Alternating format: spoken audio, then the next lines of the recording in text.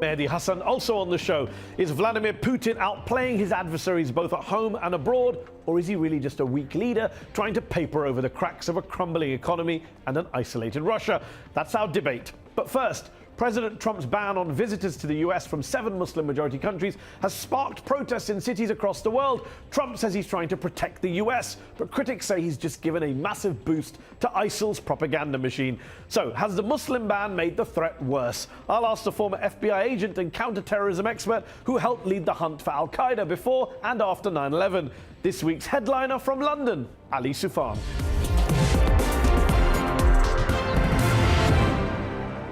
Ali Soufan, thanks for joining me on Upfront.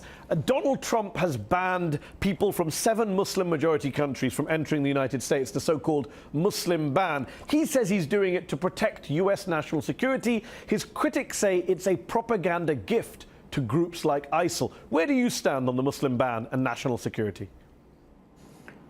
Blacklisting populations from 7 countries, majority countries in the Muslim world, does not help our national security interest, and it actually works directly into al-Qaeda and the so-called Islamic State's propaganda.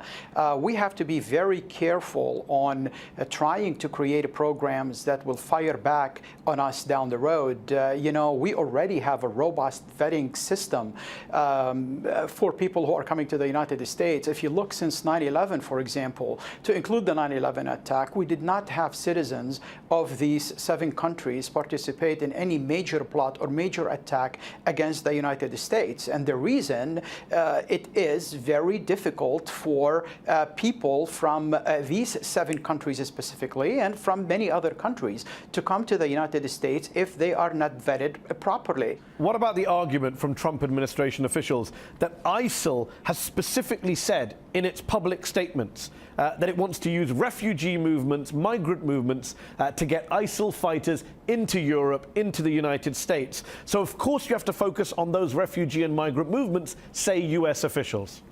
Well, I think this is an easy statement to do, but it's very difficult to verify when you look at the reality. The situation in the United States is very different than Europe. Europe, you have the Schengen, you have people who arrive to the country on boat or, walking from one country to another. They can be resettled without being vetted properly. In the United States, it takes more than 2 years to vet an individual, and even after they are vetted and they come to the United States, they will go through additional security scrutinies before they come to the United States. So we have to be very careful on how we enhance the system. We have to tweak the system that's already in place. We have to put better emphasis on closing the gaps that already exist in the system. I'll give you an example, Mahdi. We have more than 40,000 foreign fighters from around 90 different countries that had joined the conflict zone in Iraq and Syria. We have 7,000 from Russia and the former Soviet republics. We have 5,000 from Europe. We have 6,000 from Tunisia. We have thousands and thousands of places like Saudi Arabia, Jordan, Morocco, and other places. So we have to figure out how can we prevent people who fought in the conflict zone, people who are battle-hardened, from coming back and creating havoc. We have to focus on behavior rather than just the blacklisting entire population in 7 countries that their citizens haven't been involved in any major terrorist attack in the United States since 2001, to include 9/11. Some say that ISIL are celebrating this Muslim ban, this Trump policy. When I asked former CIA Director General Michael Hayden during the election campaign on this show, did he think Trump would end up being a recruiting sergeant for ISIL, al-Qaeda and the rest, he said yes. Is that a view you share? Yes, I agree. I agree with Director Hayden on this. And as you've seen recently, ISIS members and ISIS leaders, at least in their propaganda, have been calling President Trump and his ban and his recent policies a godsend. In the immediate aftermath, after the ban, a few groups in Syria, they were funded and trained by the CIA and by the U.S. government, joined elite allegiances and they joined al-Nusra, which is al-Qaeda affiliate in Syria.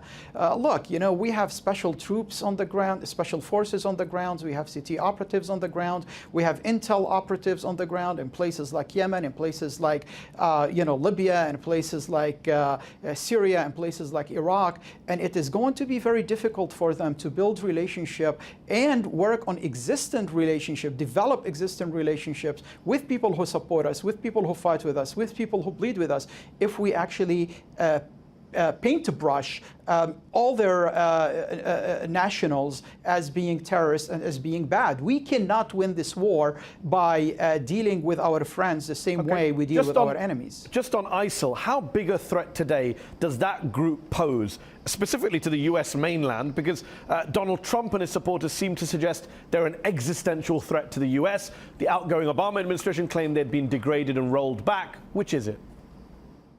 Well, you know, I don't believe ISIS is that kind of threat that's going to destroy America and destroy Western civilization. ISIS went from a terrorist organization to an insurgency to a proto-state, and now with all their bravado, we see them going back, you know, a full cycle to an underground organization. Don't get me wrong, ISIS is going to be more dangerous as it dies. They're going to try to create havoc. They're going to try to do terrorist attacks. But we, in the United States, we went through a lot before, and we went through a lot with World War II, with the fight against communism, and a small little terrorist group from Raqqa is not going to make us change our way of life and change our value and change our principles because we fear someone is going to have a machine gun and shoot people in a club. This is disastrous every time it happens. We have to stand up, we have to protect our country, but we have to do it in sync with our principles, in sync with our values. We have been doing that. Okay, but you say in sync with values,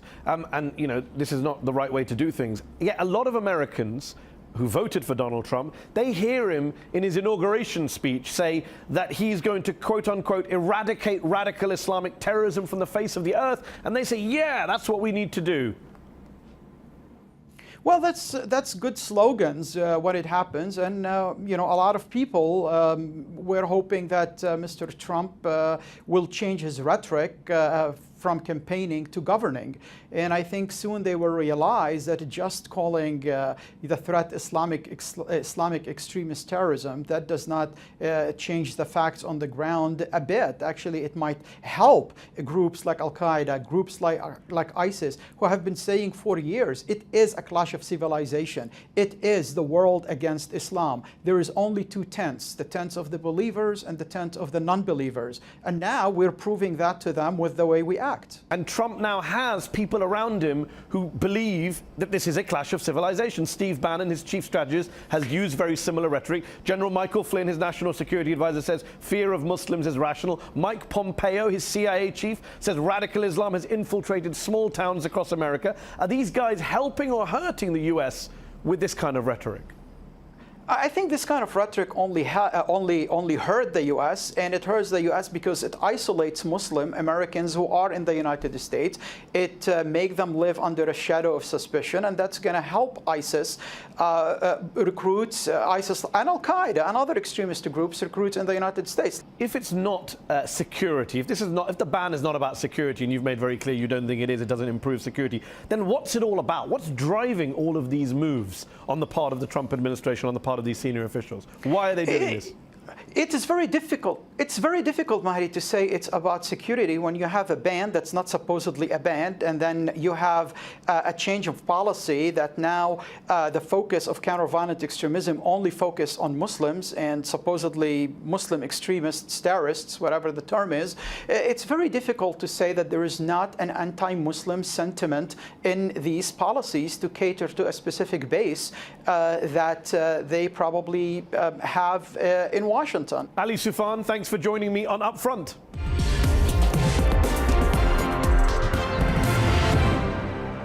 With North Korea on the one hand threatening to test launch bigger and bigger missiles, and President Donald Trump on the other tweeting that the United States should greatly strengthen and expand its nuclear capability, and later saying, let it be an arms race. Isn't it good to know that the other nuclear weapon states are trying to reduce their nuclear arsenals, setting a good example to both Trump and the rest of the world?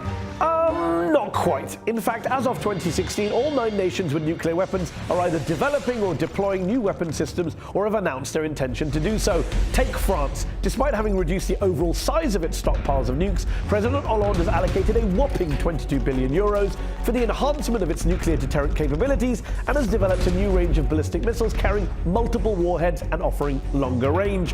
How about the Brits? Still committed to spending billions on controversially upgrading and replacing their nuclear missile fleet Trident. When British Prime Minister Theresa May was asked if she was prepared to authorise a nuclear strike that could kill hundreds of thousands of men, women and children, she replied with one word. Yes. The voice of disarmament, eh? The Russians, meanwhile, are developing a new underwater drone designed to carry a thermonuclear weapon into foreign ports and recently completed nuclear war training with 40 million civilians. Remember, President Putin also threatened to use nuclear force over Crimea. As for China, forget upgrading. The Chinese are actually increasing the overall size of their nuclear arsenal, while China's underground Great Wall could hide as many as 3,000 nuclear weapons. So much for non-proliferation. And let's face it, Donald Trump's own predecessor wasn't that much better on nuclear weapons. Under Barack Obama, the US talked the talk. I state clearly and with conviction America's commitment to seek the peace and security of a world without nuclear weapons. But didn't walk the walk. Yes, he reduced the active stockpile of US nukes, but what about the $1 trillion that Obama devoted towards modernizing the US nuclear arsenal and the announcement on his watch of the first smart nuclear bomb, the most expensive of its kind ever built? So yes, be afraid when you read reports of how Trump once asked an advisor 3 times, why can't we use nuclear weapons? But also be aware of the enormous nuclear-sized hypocrisy exhibited by many of his critics, both at home and abroad.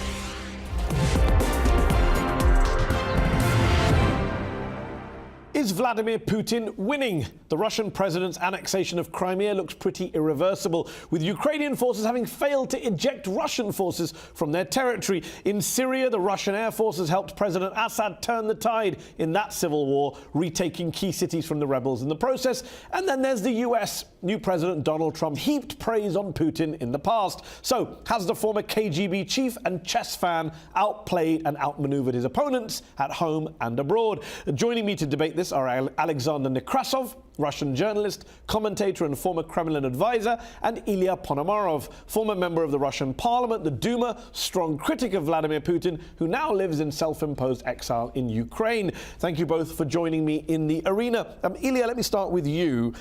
From Syria to Ukraine to the EU to US domestic politics, it looks like Vladimir Putin has the upper hand on the international stage, strategically, militarily, geopolitically. Is that a fair assessment? No, I think that's an exaggeration. He's a player, for sure, and he is a way stronger player than his opponents. He has a certain way to approach things, and he manifests himself very nicely. So by having all the propaganda tools at hand, like Russia Today, like different internet media, he made this appearance. But the question is whether Russian people are living better than they were previously. No. We are now enemies with our closest allies, Ukraine, with our brother nation of Ukrainians, with our closest relatives, and we are world pariah. So is this a win? I doubt. Alexander Nekrasov, it's an exaggeration and propaganda to say Putin is doing well on the international stage right now. Well, in my opinion, I think Putin is simply using the lack of any initiative on the part of the Western governments, on the part of the EU, and obviously the absolutely disastrous foreign policy of Obama. And that is why in Syria, for example, he simply used this situation to his benefit, and that's how it all developed. I don't really see any specific foreign policy which Putin pursues all over the world, and to say that he is winning, I'd rather say the West is losing than Putin is winning. Just to deal with the elephant in the room, did Putin, in your view, want Donald Trump to win? Was a Donald Trump victory in November a victory for Vladimir Putin, in your opinion? Well, obviously, in the Kremlin, they wanted a candidate who spoke of Russia well. Under Obama, it was an absolute disaster for Russia. I don't even understand, when people are saying, well, the Kremlin wanted, Trump to win. Excuse me, why shouldn't it want Trump to win if Trump was saying good things about Russia, saying that we should change the policy? Are you telling me that they should have wanted Hillary to win, who was basically opposed to Russia, who was threatening Russia? So I don't understand this logic. Do you think he wanted Trump to win? I don't think so. I think that he actually wanted him to lose, but to lose on a narrow margin to sparkle a protest inside the United States. And I think that the strategy was to deal with Secretary Clinton because it was predictable, it was a known person. There is a long history of relations with Clinton, there is a long history of relations with her husband. There is a history of donations that were passed from Russia into Clinton Foundation. So it's a very convenient president to deal with. Right now, we have a totally unpredictable person in the White House which surrounded himself with hawkish people, and we don't know what they're going to do. Is this a scenario that any sensible leader would want? But they're also talking about dropping sanctions on Russia. Which would upset all of America's Western allies, the EU, which has been trying to mount a united front in terms of sanctions. Look, the sanctions, we should understand what they are. There is two parts of sanctions. There are so-called personal sanctions, which are put on individuals, and nobody is talking about dropping them. And there are sanctions which are put on the economy, on doing business with the country. And for example, my position from the very beginning was that economic sanctions, they are totally unnecessary and even harmful, because we are cutting actually the ties. Doing business with the West is actually the way to influence Russian society. Alexander Nekrasov, there is this argument amongst some quote-unquote hawks in the West that now you have a President Trump who seems to be soft on Putin in some ways, that Putin will now feel emboldened, energized. If you're living in one of the Baltic republics, you might feel a little bit worried that Russian tanks are more likely to come across your border rather than less likely. Well, first of all, nobody's going to attack the Baltics simply because they are members of NATO. So it would be madness for any leader of any country, by the way, not just Russia, to attack a member of NATO. So I don't even understand where this comes from. Let me ask this question to Ilya. You wrote in 2015 that Russia in 2015 is like the Germany of 1933. That's over the top, isn't it? For all his sins, Vladimir Putin isn't Hitler and Russia today isn't Nazi Germany. No, of course, Vladimir Putin is not Hitler. He is just a kleptocrat and not a bloody dictator as Hitler was. But in terms of what he is building inside the country, it reminds me very much of that period in Germany. And if you remember the history, when it all started in 1933, that was all about restoration of national economy, about modernization, about national dignity, and nobody was envisioning war. Even in 1939, the close members of Hitler's surrounding, they were not expecting the World War to emerge. And they were taken by surprise with the invasion into Poland and the scale of the problem. When the Russians went into Crimea and annexed Crimea, you were the only MP, the only member of the Duma who voted against it. I think the vote was 445 to 1. Yes. What happened to you after that vote? How did you end up leaving Russia? Well, then it was a criminal case opened against me, and it was done in the way when I was traveling internationally on the business of my home constituency in Siberia, whom I represent, and I needed to bring investments and technologies into. It was bridge construction. So you believe you were targeted for voting against the government voting? Yeah, of course. I was told directly that they will not allow me to come back and to repeat what I have done in future, because at that time it was discussion about the application of military force in Ukraine, and they didn't want anybody to stand openly against it inside the country. And do you fear for your life now? You live in Kiev. I mean, do you not return because you're worried about being arrested or worried about something worse happening to you? Well, look, unfortunately, we see examples of some of other members of Russian opposition being murdered and attacked and harassed and whatever. But, you know, that happens, and there is nothing I can do to protect myself against it. Let me put that point to Alexander. Alexander, isn't it the case that Putin is only quote-unquote doing well, a strong leader, because he's running an authoritarian state where he cracks down on dissent, cracks down on critics, cracks down on human rights groups. Isn't that the case? First of all, I need to tell you this. Putin has to have a strong hand because you can't run Russia being a weak leader. We have a big problem, just like in Ukraine, by the way. We have those groups of oligarchs who are trying to do whatever the hell they want, who are trying to influence politics, the economy, and so on. One of these oligarchs was Mikhail Khodorkovsky. He practically bought half of parliament and tried to even pull off a coup. So Putin has to be strong in order to keep the country together. So I don't understand his own oligarchs idea, in replacement. This idea, you know, right now, the current oligarchs this idea of around saying, Putin are way stronger than the old oligarchs of 90s. Way Alexander, he stronger. has his own oligarchs, Ilya. the oligarchs, these groups, are fighting with each other. They're causing a lot of grief in the economy. They're causing a lot of grief that are still siphoning money out of Russia and so on. And by the way, if you really want to see how oligarchs behave, look at Ukraine. Look what they're doing there. The same people who've been ripping off Ukraine, pillaging it, they're still there, they're still doing it, and Petr Poroshenko can't do anything about Alexander, it because he's not a strong I'm very leader. glad that he actually brought it, because I think that the nature of regime in Ukraine, the social base of regime in Ukraine and the regime in Russia is exactly the same. It's a union between right-wing nationalists and neoliberals.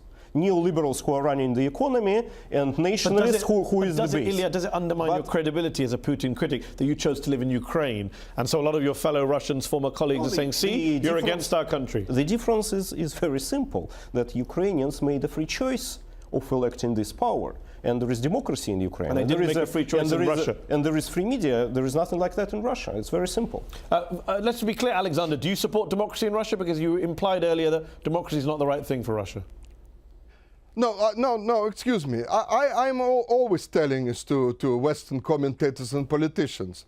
Russia is still in the transition stage. It had the most horrible dictatorship for more than 70 years. We've lost about 60 or 70 million people, some of the best, by the way, people. We had economy mismanaged on a scale unheard of in history. And you want this country to suddenly become all democratic, all nice, all wonderful. That's actually exactly the point. Russia is transiting in the opposite direction. Ukraine is transiting in the right direction. Right now, in just last 2 years, Russia has lost 1.5 million people because they fled the country, because they don't want to stay. And that's the most economically active people, the most dynamic people, the most liberally thinking people. Alexander, how successful is Putin really when his people are suffering in many ways? You talk about the economy. The Russian economy experienced no growth for 6 straight quarters. Real wages until very recently were falling. Poverty has been on the increase. Putin and his allies, the oligarchs, might be winning, but ordinary Russians aren't, are they?